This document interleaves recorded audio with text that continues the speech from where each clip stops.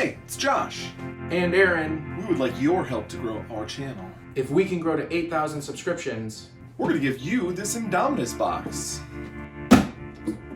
the rules are simple. Subscribe to the channel now, and when we reach 8,000 subscribers, we're going to put out a special thank you video. Everybody who comments on that video will be entered to win this Indominus box. Make sure to subscribe and hit the bell button. Will people follow? I hope so. Hey everybody, and welcome to another episode of I Should Be Painting. Once again, we are in the CGN basement, and this week we are going to be talking about the difference between painting on miniatures and miniature painting.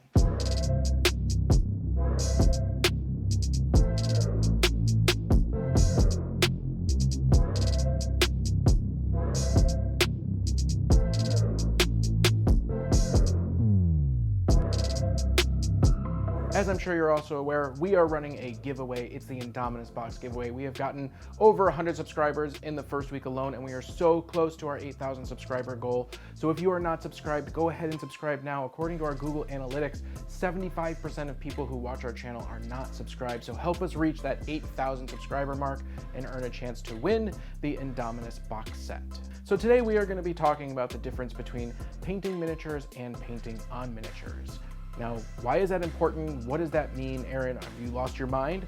This comes out of a conversation between myself and Aaron Thomas, where we were talking about our goals and the things that we wanted to learn, the new techniques as to how to become a better miniature painter. And while we were discussing that, I made the argument that there are really two different types of miniature painting, and it's very important that you understand the differences because that's going to affect the different skills that you learn and the way that you learn those. So first, we are going to go back in time so that I can help describe what I mean by miniature painting and painting on miniatures. When I first started painting miniatures back in Battletech and Chronopia days, here in the Midwest, the game stores ran weekly painting competitions for store credit. And even though I personally was not good enough to ever win anything, my friends and I would go between all the different stores and we would enter our models for the painting competition. Now, typically, these competitions fell into three categories: best painted unit, best painted single figure, and best painted banner. And it is the painting of the banner that I want to focus on first. Typically, back in the day, banners were just a solid sheet of metal. Now they are solid sheets of plastic, and it was an opportunity for artists to express themselves by painting paintings on the miniature for the banner. Now that was something that I was never very good at, but it illustrates the difference between painting on miniatures and painting miniatures. Aaron, you say, yeah, of course, painting on, emblems or custom drawings or things like that, that's definitely painting. I get the difference between painting a banner and painting the miniature. However, if you want to paint miniatures like this, what you need to understand is that where you're going with your miniature painting craft will determine what sort of skills you need. If you really want to paint masterclass single miniatures, then you are moving out of miniature painting and more into painting on miniature. A lot of the techniques used in that is more attuned towards making traditional paintings rather than painting on miniatures. But if you're more interested in following, let's say, the GW box art, then the skills that you're going to need are more miniature painting based skills. Now here we could get into a difference between craft and art, but that has a whole lot of baggage and I don't want to get into it, so I am not going to call either one of these craft or the other one of these arts. I am simply going to be talking about the different techniques. So what else do I mean by the difference between painting miniatures and painting on miniatures?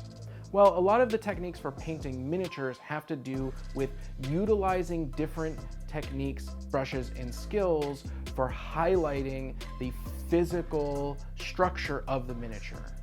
Meaning, you're not painting a blank arm to look like muscles by actually painting an arm to look like muscles. You are adding a wash and a dry brush in order to highlight the muscular structure that has already been sculpted into the miniature. Now, if you want to take your miniature painting to the next level, you are going to start talking about other techniques. And those techniques where we start to cross the line between miniature painting and painting on miniatures happens near the wet blending and the lighting. At a certain point, you're going to start trying to add multiple layers of color, doing wet blending, and start looking at lighting effects, OSL, point source lightings, in order again to create miniatures like this. And what you need to understand is that's fine if that's your goal, but it might serve you well to understand traditional painting techniques as opposed to miniature painting techniques to take you to that next level. Conversely, if your goal is to have a fully painted, let's say Warhammer 9th edition army like Necrons or something, then you might want to stick to traditional miniature painting techniques, such as doing your base coat, doing a wash, doing a dry brush, doing your layering. Now, both of these things take skill. It's not as though one is free from skill and the other is 100% skillful. That's of course not true at all. Miniature painting techniques, particularly like highlighting edges and things like that, can be very skill heavy, require a very fine touch and a very fine hand, and choosing your colors and your palettes can be a very artistic expression. But actually applying those techniques has a different fundamental approach than applying a painting technique. Now, this is important for me because I have been trying to increase my ability to paint miniatures, and that means that I have been learning new techniques and deciding which direction I want to go. And for me, painting a absolutely spectacular bust or a single model that takes multiple hours and learning more traditional painting techniques is not actually the direction that I want to go. I want to be able to paint Warhammer 40K armies and Age of Sigmar armies and anything else to a high quality, but also quickly, which means that I've been focusing on learning airbrushing techniques and learning edge highlighting techniques and learning washing techniques and getting better at those traditional miniature painting crafts as opposed to getting better at wet blending and OSL lighting and forced perspective and things like that. So this is very important whether or not you are a new painter, an experienced painter. Unless you're already a masterclass painter, I guess this is irrelevant. But if you're not a masterclass painter and you are interested in taking your painting to the next level, it is important for you to understand your final goal. Is your goal to be, on the one hand, a masterclass painter, or is your goal, on the other hand, to be a traditional miniature painter utilizing more traditional techniques? And that is going to dictate which direction and which things you need to learn how to do and practice. So for example, if you really want to get to this masterclass level, then I would recommend taking some painting classes and some drawing classes outside of painting miniatures, and that I would focus on non-metallic metal courses, wet blending courses, and OSL, object source lighting courses. That is going to push you in this particular direction. So if on the other hand, you're interested in learning more traditional miniature painting techniques, then I would focus on learning how to use washes, learning how to use sponges, learning how to use weathering pigments, and I would even look to more traditional miniature sources for a whole bunch of other techniques. In the notes below, I'm going to have a link to a miniature painting book that is specifically designed for tanks, but contains some of the best miniature painting, let's say, hacks or techniques or traditional methodologies that I can possibly think of. There's some amazing stuff in there with using hairspray and scratching and different layers to get absolutely fantastic effects on your miniatures that aren't physically trying to paint those things on, utilizing more traditional painting techniques. Next, we are going to take a look at our featured creators for this week, and this week we have 4 creators instead of 3. We are adding a category, and that is a category for CGN patrons exclusively. If you are a patron of CGN at any level and you want to be featured on I Should Be Painting, all you have to do is send us images of your work and we will feature you on this channel. So let's head on over to the computer and take a look at our featured creators for this week who have inspired me personally. Well, here we are once again at the interwebs to look at not 3, but 4 inspiring projects this week, and we are starting out at Instagram with Eyecon74. Of course, we're going to give him a follow right away, but we are taking a look at this for specifically these Necrons. I love this. I absolutely think that this is a fantastic way to capture the age of the Necrons, the fact that they are like rising out of a tomb world, covered in moss, all sort of like dripping with rust and forest decay.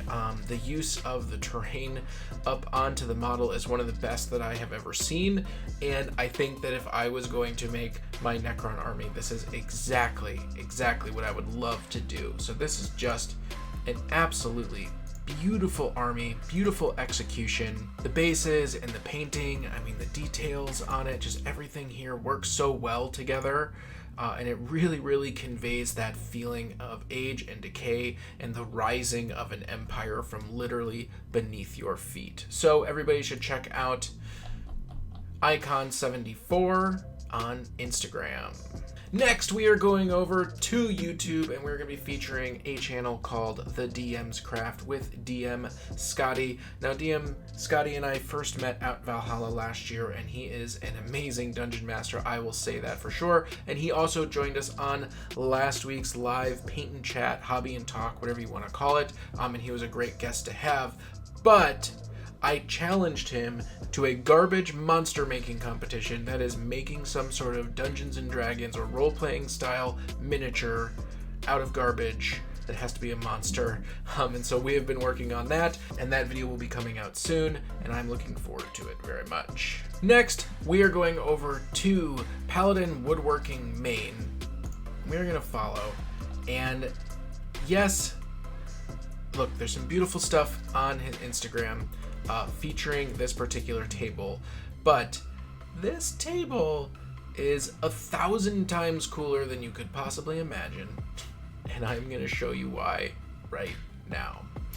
Yeah, so the middle of the table is a multi-level, automatically moving dungeon terrain set, and the entire room itself is also filled with LEDs and woodworking, and it's just incredible. I mean, it's just incredible. Yeah, so on top of the videos, he also sent us a bunch of pictures of this room. And as you can see, not only is the woodworking incredible, but also the lighting is incredible. He sent us a bunch of detailed pictures, so you can have all your different players sitting around the table. You have your thing in the middle.